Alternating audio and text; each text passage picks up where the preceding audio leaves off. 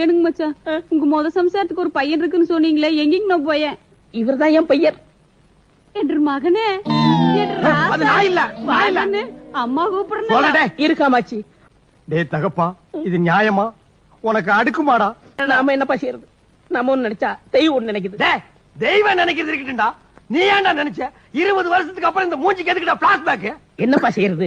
விதி விளையாடுச்சப்பா. நாயே, நீ விளையாண்டு போட்டு விதி மேல ஏன்டா பழி போடுற? உன்னை அப்படியே குத்துறா. நீ வீட்டுக்கு போன நான் பேச. பையன் கல்யாணம் பண்ற வயசு, பொண்டாட்டி வேணான்னுட்டு சொல்ல முடியல. ஏன்னா அதுக்கு தகுந்த மாதிரி தான் பேச்சு கண்டபடி பேச்சு விழுகுது. ஏன் சார் இப்படிலாம் படுத்திக்கிறீங்க? பொது வழியில் ஏன் சார் கூட்டு வந்ததெல்லாம் அப்படி அசிங்கப்படுத்திட்டு இருக்கீங்க? உங்களுக்கே நல்லா இருக்குதா? கட்சி நல்லா தான் வளர்ந்துட்டு இருக்குங்க, நல்லா தானே வந்துட்டு இருக்கீங்க. எதுக்கு இந்த தேவையில்லாத வேலை? உங்க பேரை நீங்களே ஏன் கெட்ட பேர் உண்டு பண்ணிக்கிறீங்க? நான் சொல்லல எனக்கு ஒரு அழகான பையன் இருக்காருன்னு. ஆமாங்க, அது இவர்தான். நான் தாங்க. அதெல்லாம் சரிதானுங்க. கல்யாணத்துக்கு முன்னாடி நானும் பொண்ணு ஒருக்கா தனியா சந்திச்சா நல்லா இருக்குங்க. நீங்க எதுக்கு பாக்கணும் தம்பி? அதான் கட்டிக்க போறவரே பாத்துட்டாரு. என்னது இந்த நாய்க்கு பொண்ணு கொடுக்க வந்திருக்கேன். இந்த வயசுல உனக்கு பொண்ணாடா? நீங்க என்ன தப்பு எடுத்துக்கிட்டீங்க? இந்த கல்யாணம் எனக்காக பண்ண சஞ்சய் உங்களை செம்மையா இருக்கு. என்னென்ன ஆக போறீங்களோ விஜய் அண்ணா? டோல் மெட்டீரா இப்பதான் ஆரம்பிச்சிருக்காங்கன்னா அதிக அளவுக்கு அதிகமா இருக்கும். பார்த்து நடந்துக்காங்க. முடியாதுங்க. யாரு?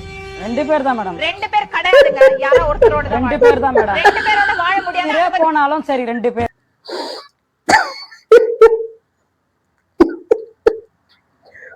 பொது வழியில கூட்டிட்டு வந்து வதவிக்கெல்லாம் முட்டி பிடிக்க வைக்கிறேங்கிற பேர்ல அங்க பேசியிருந்தே நீங்க உண்மையாக்கிட்டீங்க.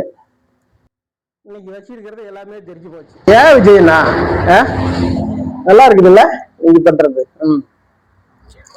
நம்ம தலைவர் தான் 2026 கண்டிப்பாக முதலமைச்சராக அமருவார் என்பதில் எந்தவித சந்தேகமும் இல்லை. இந்த மூஞ்சா பார்த்தா அப்படியே தெரிஞ்சு.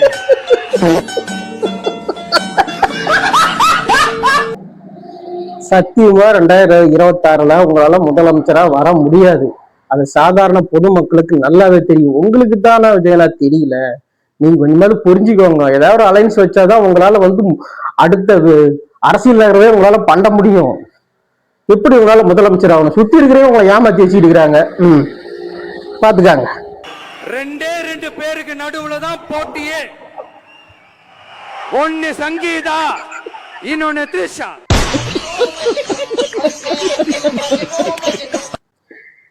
இன்னைக்கு வரைக்கும் திமுகவுக்கும் தாவேகாவுக்கும் போட்டி கிடையாது.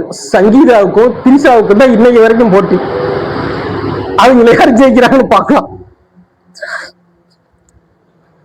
சரியான விஷயம் அதானே. வெக்கப்பட வட முடியுமோ அவருக்கு எங்கேயோ புரிய போகுது. நமக்குள்ள இருக்கட்டும் தெரியல. தெரிஞ்சு இன்னொரு கூட சாவகாசம் போய் அந்த பிள்ளைக்கு வவுத்தலிக்கு வைத்தியத்தை பார்த்து சந்தோஷப்பட்டு பாப்பா. உனக்கு வெக்கமா இல்ல? வெக்கப்பட்டா வாழ முடியுமா?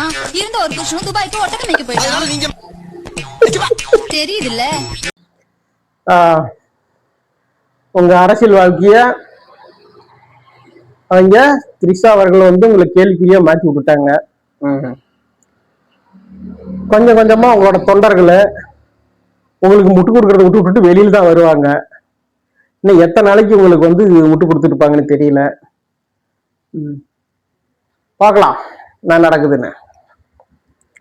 அவனை ஒண்ணும் தெரியாத உதவாக்காரன்னு நினைக்காத. அவன் மகா கட்டிக்காரன்.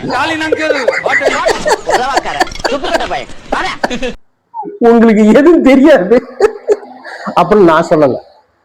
ரிஷி அவர்கள் சொல்லிட்டு இருக்கிறாங்க. அந்த அளவுக்கு மீன்ஸ் மெட்டீரியலா மாறிக்கிட்டு இருக்கிறீங்க. புரிஞ்சுக்கோங்க, அரசியல் வேற.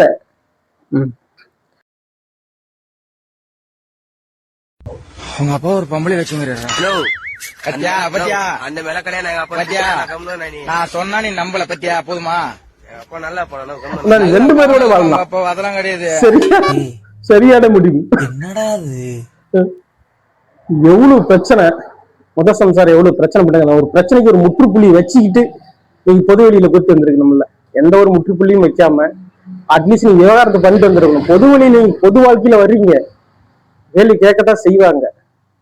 நீங்க அதுக்கு தகுந்த மாதிரி தான் நடந்துக்கணும்.